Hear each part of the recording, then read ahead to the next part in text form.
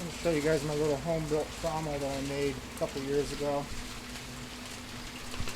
It does a really good job. I can run a bucket in about 4 to 5 minutes. It's got a 3/8 screen on it. A little sluice down below. And I just throw the bucket up top.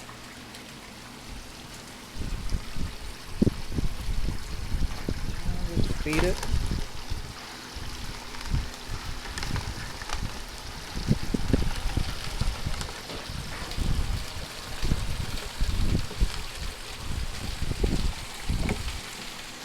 The trommel motor runs off a battery, and my pump is electric.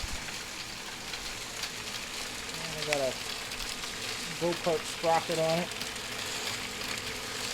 and a windshield wiper motor off of some old car. I don't know what it was.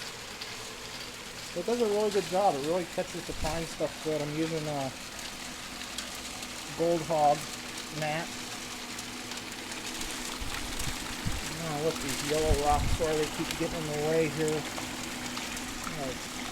I don't know, throw them away. I don't really need them.